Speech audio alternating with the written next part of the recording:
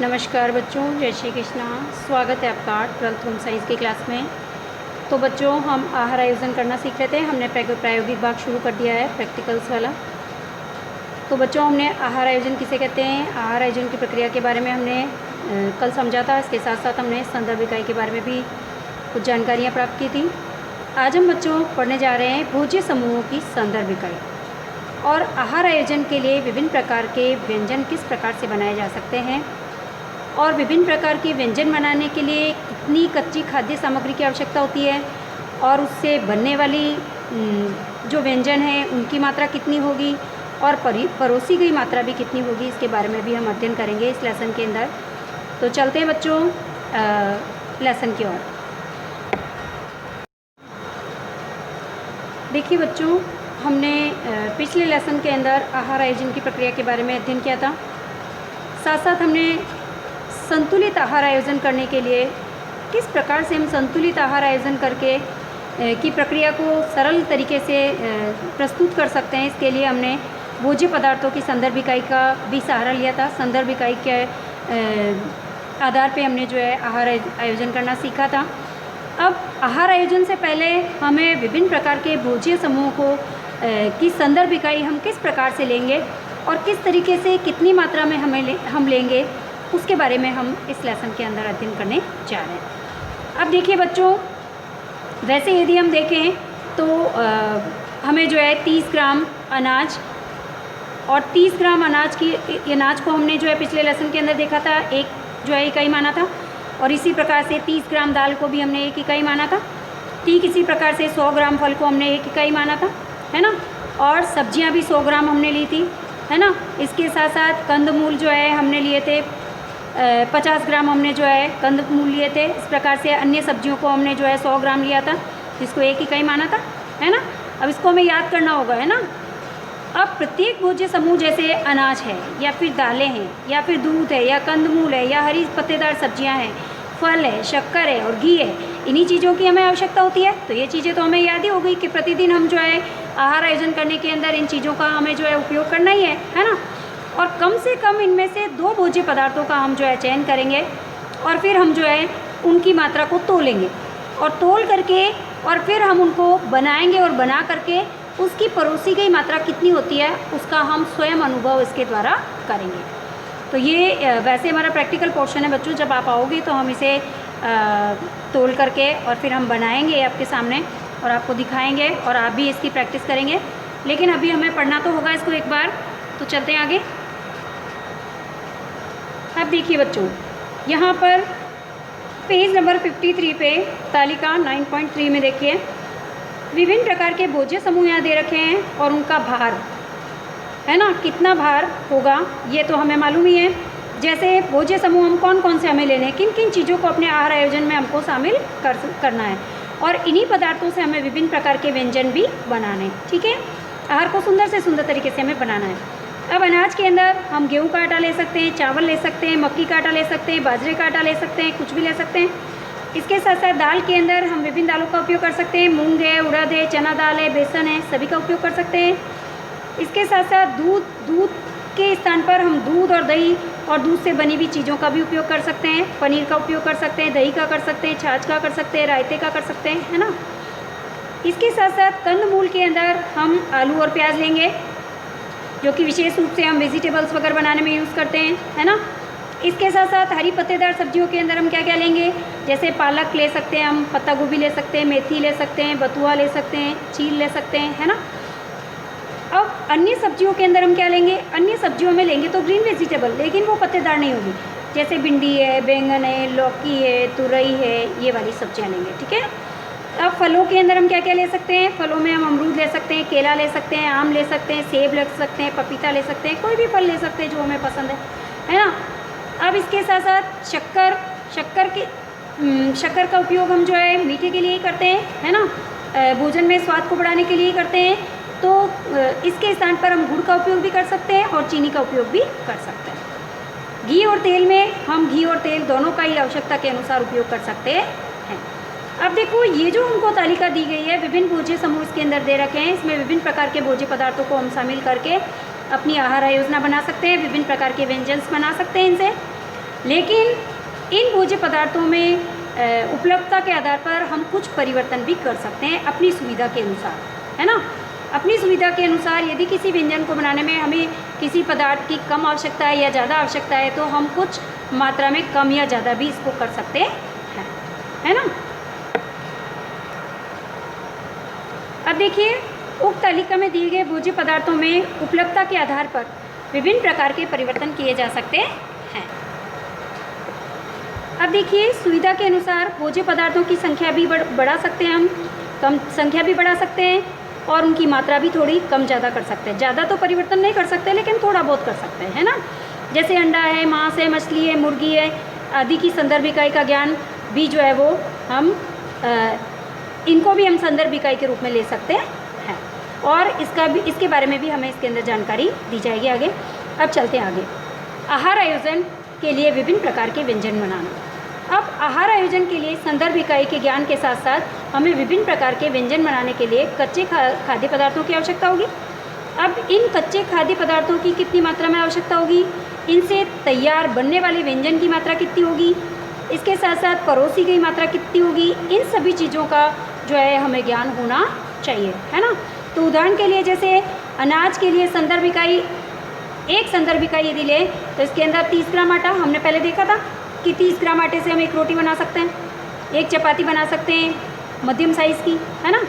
30 ग्राम दाल से या दलिए से हम एक इकाई जो है वो दलिया बना सकते हैं या फिर एक कटोरी दाल बना सकते हैं, है ना। एक छोटी प्लेट दलिया बना सकते हैं।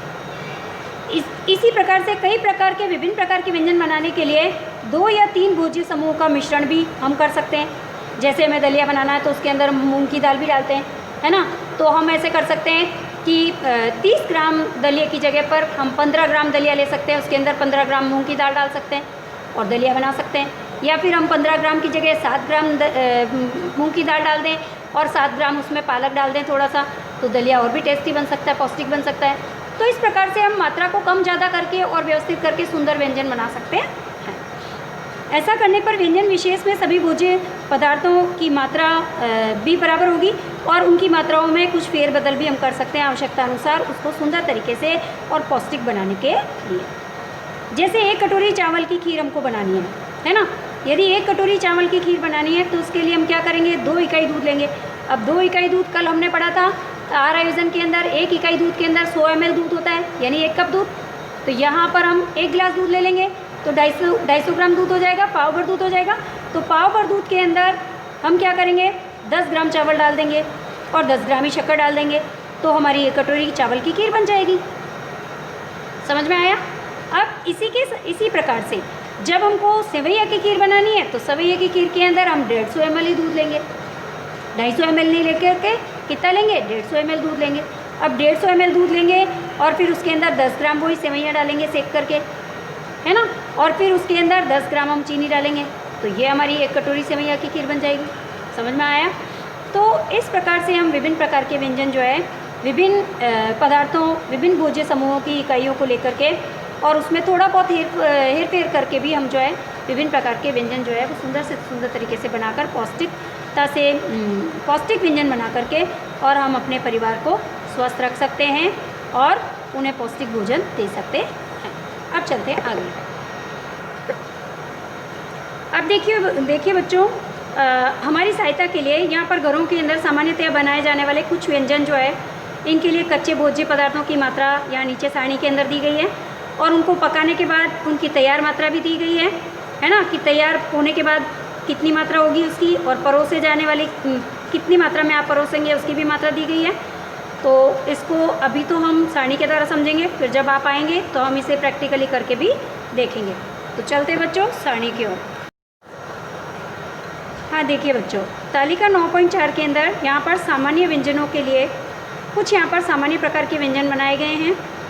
उनके लिए कच्चे भोज्य पदार्थों की कितनी आवश्यकता होगी और वो तैयार होकर के उनकी मात्रा कितनी होगी और परोसी गई मात्रा कितनी होगी, इसके बारे में इस सारणी के अंदर विस्तार से हमें समझाया है। तो हम चलते हैं सारणी की ओर। देखो यहाँ पर क्रम संख्या दे रखी है, यहाँ पर व्यंजन है, हम क्या बनाने जा रहे हैं। देखो रोटी और बाटी हमें बनानी है और हमने ये पढ़ा है कि हमको 1 रोटी या 1 बाटी बनाने के लिए उसकी इकाई मात्रा कितनी होनी चाहिए, 30 ग्राम। 30 ग्राम के अंदर 1 इकाई होगी, तो हम आटा लेंगे, कितना लेंगे 30 ग्राम। कितना लेंगे 30 ग्राम हमने लिया। 30 ग्राम आटे से हम 1 बाटी या 1 रोटी बना सकते हैं। ठीक है, अब परोसी गई मात्रा 1 और तैयार मात्रा भी 1। यदि हमको पूरी या पराठा बनाना है तो इसके लिए हमें घी की भी आवश्यकता होगी, तो घी तो हम आवश्यकता अनुसार ले लेंगे। यदि हमें रोटी और बाटी नहीं बना करके या फिर बाटी में घी भी लगाना है तो आवश्यकता अनुसार लेंगे। यदि हमको पूरी या पराठा बनाना है तो हम क्या करेंगे, आटा तो वही 30 ग्राम लिया हमने और घी उसके अंदर आवश्यकता अनुसार ले लिया, और इससे तैयार कितनी पूड़ी बनेगी 1। ठीक है, परोसी की मात्रा भी यहाँ पर 1 ही होगी। ठीक है, अब चलते हैं आगे। यदि हमें भरवा पराठा बनाना है, भरवा पराठा बनाना है या फिर कचौरी बनानी है, तो भरवा पराठा बनाने के लिए हमको आटे की ज़रूरत होगी। तो आटा वही 30 ग्राम लेंगे, तो इसके अंदर 1 पराठा बनेगा। तैयार पराठा भी 1 होगा, परोसी की मात्रा भी 1 ही होगी। अब इसके अंदर हम आलू भरेंगे। यदि कचौरी बना रहे हैं तो अंदर आलू भरेंगे या फिर मोगर भरेंगे, दाल भरेंगे, तो उसकी मात्रा कितनी होगी 30 ग्राम लेंगे 1 कचौरी के अंदर। तो वो कितनी 1 कचौरी उससे बनेगी, है ना। अब चलते हैं आगे। तेल हम अपनी आवश्यकता के अनुसार लेंगे। ठीक है, अब चलते हैं इसी प्रकार से आगे। चलो, समोसे, हमको समोसे बनाना है। समोसे बनाने तो समोसे के लिए हमको कौन कौन सी चीज़ों की आवश्यकता होती है। सबसे पहले तो मैदा चाहिए, आलू चाहिए, मटर चाहिए, तेल चाहिए, है ना। बाकी जो मिर्च मसाले हैं, नमक, मिर्ची, हल्दी, धनिया, वो जो है हम अपने आवश्यकता अनुसार डाल लेंगे। उनको कोई हमें इतना नापना तोलना नहीं है। ठीक है, अब चलते हैं आगे। समोसे के अंदर मैदा हमको कितना चाहिए, 1 समोसा यदि हमें बनाना है तो इसके लिए हमने इकाई लिया 30 ग्राम मैदे के अंदर हम 1 समोसा बना सकते हैं। ठीक है ना। तो 30 ग्राम मैदे के अंदर 1 समोसा नहीं, हम 2 समोसे बना सकते हैं ना। 30 ग्राम हमने मैदा लिया है, तो मैदे के लिए तो हम लोई छोटी छोटी बनाते हैं समोसे के लिए, तो इससे जो है परोसी की मात्रा तो 1 है, लेकिन तैयार कितने हुए इससे 2 समोसे बने, है ना।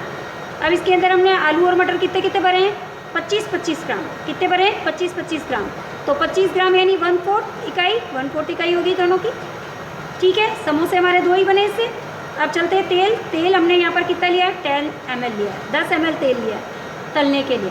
ठीक है, जो यूज़ हुआ है। अब चलते हैं, हमको सादा दलिया बनाना है। सादा दलिया बनाना है तो इसके लिए हम क्या करेंगे, देखो ध्यान दो।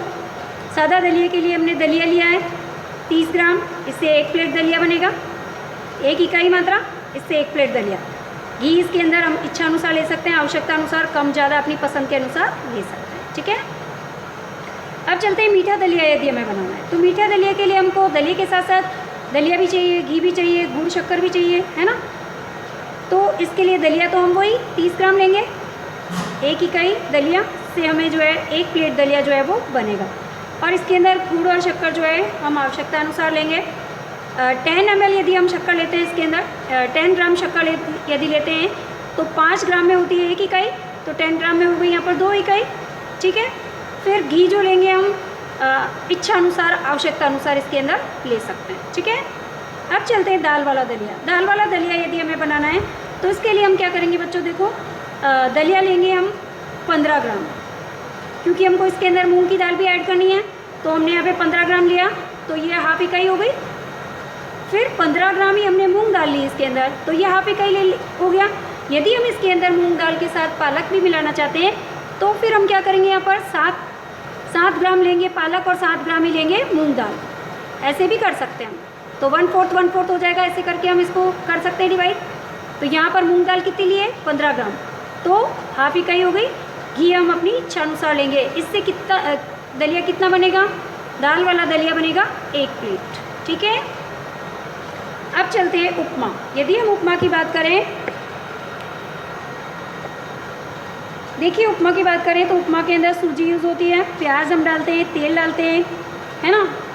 अब देखो सूजी कितनी लेंगे, 30 ग्राम। 30 ग्राम को हमने 1 इकाई लिया है, 1 इकाई माना है, तो इससे 1 प्लेट उपमा बनेगा।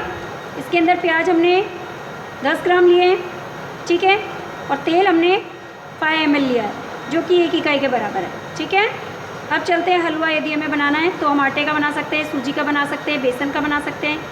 30 ग्राम को वही 1 इकाई लेंगे, इससे 1 प्लेट जो है हलवा बनेगा। घी हम जो है इसके अंदर कितना लेंगे, देखो यहाँ पर 20 इकाई लिया है।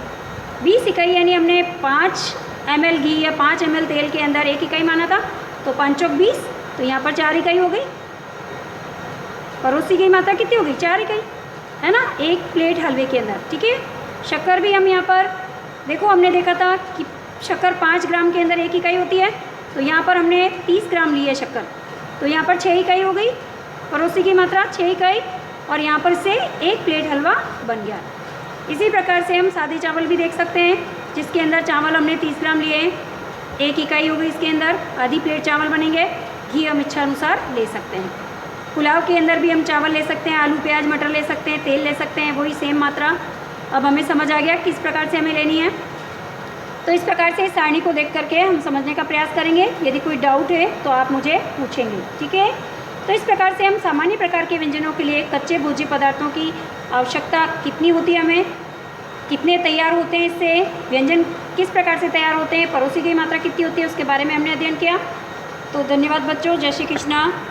आज हमारा टॉपिक यहीं पर कंप्लीट होगा और आप इस पूरी सारणी को अच्छे से समझने का प्रयास करेंगे और नेक्स्ट टॉपिक हम नेक्स्ट क्लास के अंदर कंटिन्यू करेंगे।